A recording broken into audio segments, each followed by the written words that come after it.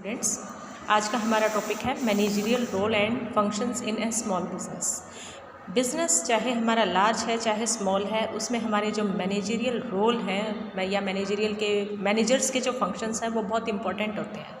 तो सबसे पहले हम देखते हैं कि मैनेजमेंट क्या होता है। मैनेजमेंट अदर पीपल से या हमारे जो सबॉर्डिनेट्स हैं या अदर पीपल हैं, वर्कर हैं, एम्प्लॉयज़ हैं, उनसे काम लेने की एक कला है, एक आर्ट है, एक साइंस है कि जनरली हम जो अदर पीपल से हमारे नीचे जो सबॉर्डिनेट वर्क कर रहे हैं उनसे हम ईज़िली एक प्रॉपर मैनर में बेस्ट पॉसिबल वे में काम को कैसे करवा सकते हैं। ठीक है, तो main managerial functions are the same in all type of organization. चाहे हमारा लार्ज ऑर्गेनाइजेशन है चाहे हमारा स्मॉल ऑर्गेनाइजेशन है, जो मेन मैनेजरियल फंक्शन है वो हमारे सेम रहते हैं। ठीक है, जैसे मैनेजरियल फंक्शन की हम बात करें, planning, organizing, staffing, directing and controlling. तो सबसे पहले हमारा क्या है, मैनेजमेंट जनरली क्या है, एक यूनिवर्सल प्रोसेस होता है जो हमारा लार्ज और स्मॉल दोनों बिजनेस में हम वर्क लेके चलते हैं।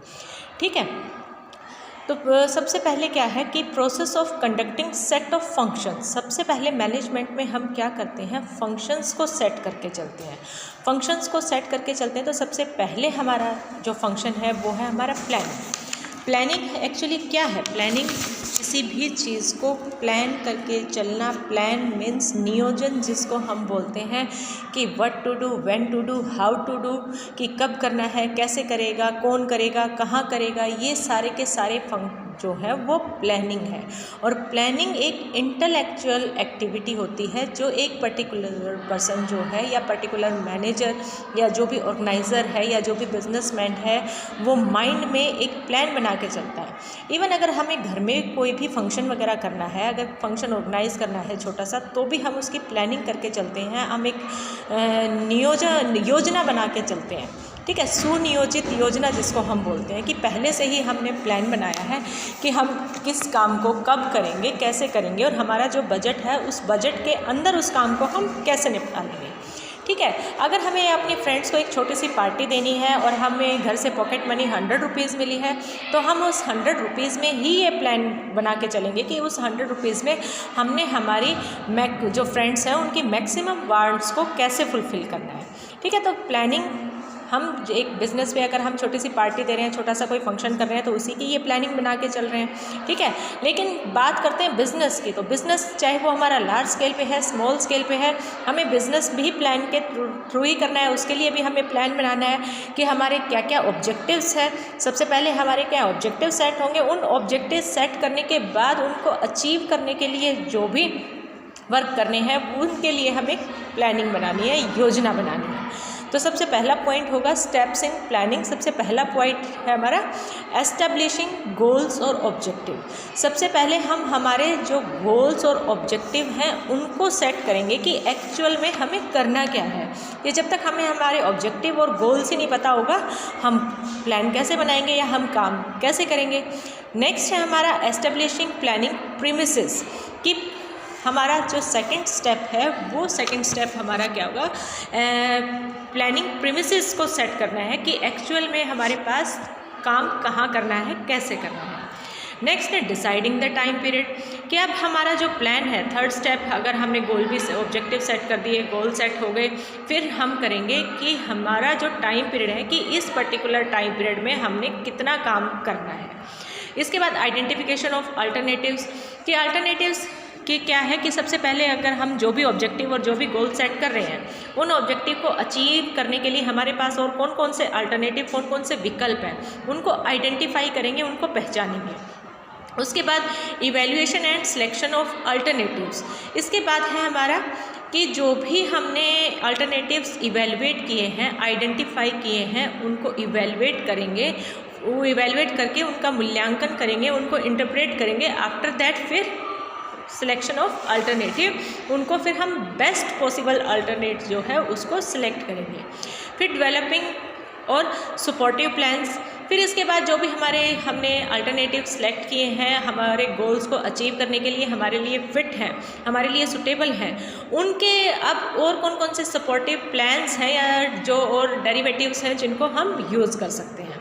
नेक्स्ट है measuring and controlling the process, कि अब हमने जो भी प्लान बनाया है उस प्लान के लिए जो भी हमारे सपोर्टिंग मेजर करने के लिए, उसको कंट्रोल करने के लिए जो भी स्टेप्स हैं उनको देखेंगे। ये था हमारा फर्स्ट स्टेप प्लानिंग। नेक्स्ट आता है हमारा ऑर्गेनाइजिंग। ऑर्गेनाइजिंग जर्नली जिसको हम संगठन बोलते हैं। अब इससे पहले बेटा जैसे हमने बात की थी प्लानिंग हमारा क्या है, एक इंटेलेक्चुअल एक्टिविटी है जो हम माइंड में लेके चलते हैं। सेकेंड स्टेप है हमारा ऑर्गेनाइजिंग जर्नली हमारा क्या होता है, एक पेपर वर्क होता है जो अब हम पेपर पे कसना स्टार्ट करते हैं कि प्लानिंग हमारी बौद्धिक क्रिया इंटेलेक्चुअल एक्टिविटी हो गई थी जो माइंड में हमारा प्लान बन के प्रिपेयर हो गया था। अब अगर मैंने माइंड में कोई प्लान बना लिया है तो अगर मुझे आप लोगों को बताना है तो आप लोगों को बताने के लिए अब मुझे उसका एक रोड मैप बनाना पड़ेगा और वो रोड मैप बना के मैं आप लोगों को समझाऊंगी। तो जनरली आपका जो ऑर्गेनाइजिंग है वो एक रोड मैप की तरह होता है, ठीक है, कि वहाँ एक प्लानिंग को मैं बिल्कुल पेपर पे उतार दूँगी और ये बताऊँगी कि हमारा जो वर्क है या हमारे जो ऑब्जेक्टिव्स हैं उसको अचीव करने के लिए हमने कैसे कैसे काम करना है, कितनी हमें वर्क पावर की रिक्वायरमेंट होगी, कितनी हमें मैन पावर की रिक्वायरमेंट होगी, कितना कौन किसका सुपीरियर होगा, कौन किसका सबॉर्डिनेट होगा, कितनी हमें लेबर की रिक्वायरमेंट है, कितनी हमें लैंड की रिक्वायरमेंट है, कितनी हमारे पास मशीनरी होगी। तो ये सारी चीज़ें अब हमारी ऑर्गेनाइजिंग में होंगी, ठीक है। तो ऑर्गेनाइजिंग में ये सारी चीज़ें जैसे सबसे फर्स्ट पॉइंट है हमारा कंसिडरेशन ऑफ ऑब्जेक्टिव। सबसे पहले तो हम हमारे ऑब्जेक्टिव्स को ही डिसाइड करेंगे कि ऑर्गेनाइजिंग में भी कि जो ऑब्जेक्टिव्स हैं उसके बाद ही हम एक्टिविटीज़ डिसाइड करेंगे कि जब हमारे ऑब्जेक्टिव कंसिडर कर लेंगे, ऑब्जेक्टिव डिसाइड हो जाएंगे, उसके बाद हमारा क्या होगा, identification and grouping of activities, कि हम अपनी जो भी एक्टिविटीज़ करनी है उनको आइडेंटिफाई करके फिर उनकी हम ग्रुपिंग करेंगे कि हमारे बिजनेस में कितने डिपार्टमेंट होंगे, उस डिपार्टमेंट में कितने वर्क करेंगे, कितने पर्टिकुलर पर्सन जो है उसमें वर्क करेंगे। After that assignment of duties. जब हमने एक्टिविटीज़ को डिसाइड कर लिया है, उनको आइडेंटिफाई कर लिया है, उनको आइडेंटिफाई करने के बाद हम फिर ड्यूटीज़ असाइन करेंगे कि कौन किसका सुपीरियर है, कौन किसका बॉस है, किसको क्या काम करना है, कब करना है, कैसे करना है, कहाँ करना है, ये सारी चीज़ें हम वहाँ डिसाइड करेंगे। नेक्स्ट है डेलीगेशन ऑफ अथॉरिटीज़, कि अगर ज़रूरी नहीं है एक पर्टिकुलर पर्सन, एक सुपरवाइज़र है, एक मैनेजर है या एक सुपरवाइज़र है या एक फोरमैन है, वो अपना वर्क कर रहा है तो वर्क करने के साथ साथ वो खुद सारा काम करे, वो अपना काम दूसरों से भी करवाता है तो अपनी जो अथॉरिटीज़ हैं वो भी उसे डेलीगेट करनी पड़ती हैं। अपनी ड्यूटीज़ और अथॉरिटीज़ डेलीगेट करने के बाद एक पर्टिकुलर पर्सन, अब बात आती है हमारे पास स्टाफिंग की, मैन पावर की। ऑर्गेनाइजेशन में अब हमने ये देख लिया है कि हमें कौन किसका सबॉर्डिनेट है, कितने वर्क पावर की, कितने मैन पावर की रिक्वायरमेंट है। तो थर्ड जो मैनेजमेंट का फंक्शन है वो हमारा क्या होगा, स्टाफिंग। स्टाफिंग जनरली क्या होता है कि हमें अब जितनी मैन पावर की रिक्वायरमेंट है, हमारे स्टाफिंग के दो फंक्शन होंगे, पहला हमारा रिक्रूटमेंट, सेकेंड हमारा सिलेक्शन। कि स्टाफिंग में अब अगर हमें फर्स्ट फंक्शन हमारा रिक्रूटमेंट है तो रिक्रूटमेंट एक पॉजिटिव प्रोसेस होता है। और ये पॉजिटिव प्रोसेस क्यों होता है, क्योंकि रिक्रूटमेंट में हम ज़्यादा से ज़्यादा कैंडिडेट को, ज़्यादा से ज़्यादा एप्लीकेंट को इनवाइट करते हैं कि हमारे यहाँ अप्लाई करो और हमें इतने मैन पावर की रिक्वायरमेंट है। और इतने अगर बहुत सारे कैंडिडेट, अगर हम अब फॉर एग्जांपल हमारे यहाँ एक पोस्ट है, एक पोस्ट पे अगर हमारे यहाँ 100 कैंडिडेट या 1000 कैंडिडेट आते हैं तो हम उसमें से बेस्ट वन का सिलेक्शन कर लेते हैं, ठीक है ना। तो हम ये मोटिवेट करते हैं कि हमारे पास एप्लीकेशन बहुत सारी आए।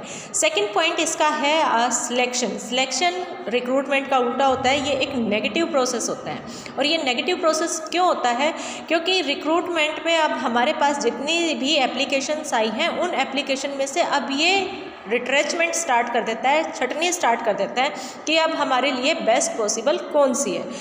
ये रिट्रेचमेंट छटनी स्टार्ट करता है, इसलिए इसको नेगेटिव प्रोसेस बोलते हैं। नेक्स्ट स्टेप है हमारा डायरेक्टिंग। अब सबसे पहले हमने प्लानिंग भी कर ली, हमारा ऑर्गेनाइजेशन भी बन के तैयार हो गया। अब हमारे पास मैन पावर भी है, मैन पावर को अब हमें डायरेक्शन देनी है, निर्देशन देना है कि उनको क्या क्या करना है और कब करना है, ठीक है। उनको अब हमें सुपरवाइज़ करना है कि कौन किसका लीडर है, किसको लीड करना है, कौन किसका सुपीरियर है, कौन किसका बॉस है, किसको क्या काम करना है। टाइम टू टाइम पे उनको मोटिवेट करते रहना है, उनको कम्युनिकेशन करना है। नेक्स्ट और लास्ट स्टेप है हमारा कंट्रोलिंग। मैनेजमेंट का लास्ट फंक्शन जो है हमारा कंट्रोलिंग है, बट ये कंट्रोलिंग हमारी जो है वो फर्स्ट फंक्शन से ही स्टार्ट हो जाती है कि हम प्लान बनाते हुए भी ये कंट्रोल करके चलते हैं कि हमारी जो लिमिटेशंस हैं वो यहाँ तक है और हमें यहाँ तक करना है।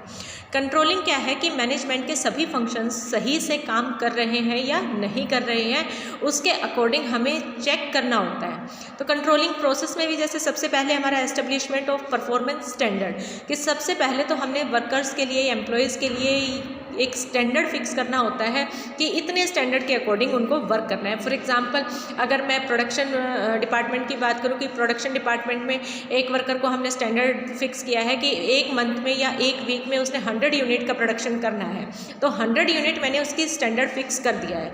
अगर किसी वर्कर या एम्प्लॉय ने 100 यूनिट तक प्रोडक्शन किया है तो इट मीन्स सही है, वो मेरे स्टैंडर्ड के अकॉर्डिंग कर रहा है। अदरवाइज़ जो वो कम कर रहा है तो मुझे फिर देखने की ज़रूरत है कि वो उसने कम क्यों किया है। ठीक है, नेक्स्ट है हमारा measurement of performance and comparing the performance, कि जो भी मेजरमेंट करनी है हमने कि एक्चुअल परफॉर्मेंस की और स्टैंडर्ड के अकॉर्डिंग, कि एक्चुअल में जो भी प्रोडक्शन किया है और जो स्टैंडर्ड फिक्स किया है उसके अकॉर्डिंग परफॉर्मेंस आई है या नहीं आई है। फिर नेक्स्ट है हमारा टेकिंग करेक्टिव एक्शन, कि अगर किसी भी वर्कर या एम्प्लॉय ने स्टैंडर्ड के अकॉर्डिंग वर्क नहीं किया है या स्टैंडर्ड से कम वर्क किया है, फिर हमें वो करेक्टिव एक्शन लेने हैं। कि एक्शन मीन्स कि उसने ऐसा काम कम क्यों किया है, या कई बार क्या होता है कि हमें एक्शन लेने के लिए हमें ये भी देखना पड़ता है कि हमने ही या जो मैनेजर है या ऑर्गेनाइजेशन है उसने ही तो स्टैंडर्ड ज़्यादा फिक्स नहीं कर दिए हैं, या किसी या वर्कर या एम्प्लॉय ने, फॉर एग्जांपल जैसे मैंने अभी 100 यूनिट का एग्जांपल दिया, तो 100 यूनिट में से उसने 110 या 120 यूनिट का प्रोडक्शन किया है, तो भी करेक्टिव एक्शन लेने की रिक्वायरमेंट है कि कहीं हमने स्टैंडर्ड ही तो लो फिक्स नहीं कर दिया है। थैंक यू बेटा, ये हमारे मैनेजमेंट के फंक्शंस थे। Thank you.